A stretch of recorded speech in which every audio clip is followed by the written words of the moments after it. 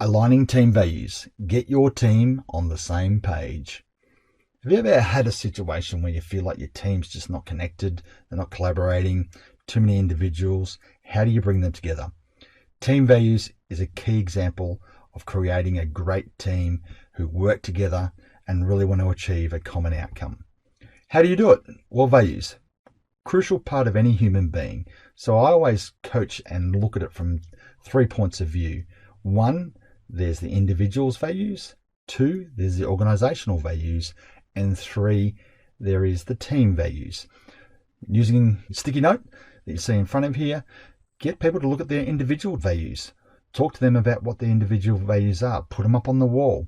Then look at the organizational values. If you've got great organizational values that have a great statement, you can then get people to think about their individual values and look at that through that lens. What is the organization values? What is the team values? Because when you want to align your team values, so to align them properly, you need to get people to write a statement for their own values, write a statement for each of those values, and then also get the team to work together and look at how they connect the team values. So for example, what I'm talking about here is if you have service as one of your organizational values, and it might be we like to provide the ultimate service, and then the individual has service, their statement might be, I like to provide a great service, or a service makes me feel fulfilled. So when you've got your team value, the team might have service as a value. So we might say it as the team will always ensure that every person is providing a great service. So it's a very simple example, but it's a way of really thinking through aligning your team values. Because a team value is like your DNA. Your values are like your DNA. They are what you'll be driven by. And we have some great videos on values and how to look at organizational values and your own values. So maybe even review that before you go and tackle your team.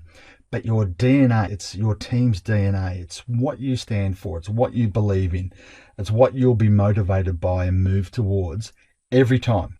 So if every member of your team, whether your team's 3 or 15, if every member is aligned with great team values, then that's a real DNA step as to what they want to achieve as a human being, but as a team, as an organization.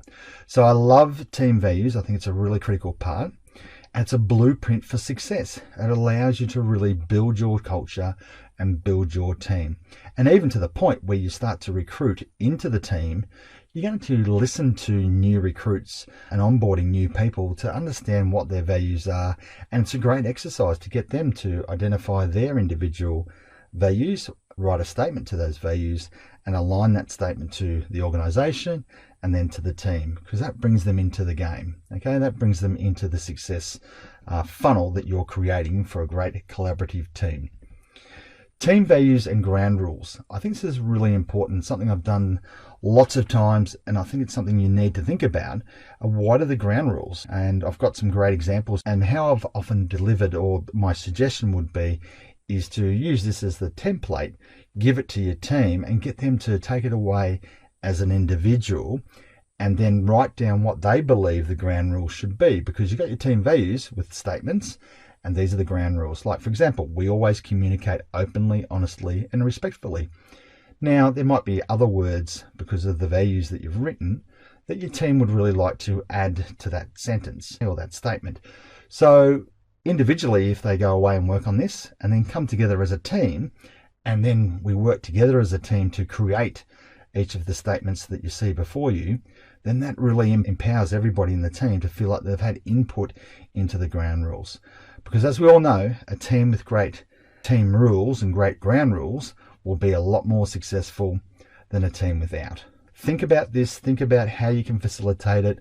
Talk to your team even about how to facilitate it, because the more you empower them, the more they'll connect. All right, and great teamwork can't be beaten. All right, so check in with your team every quarter, every half year even. Check in around the values, just make sure those values and those statements are working.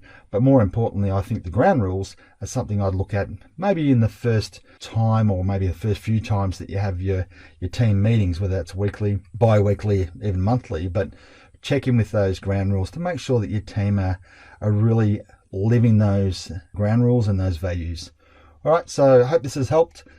Please, as always, have a chat to your coach about this.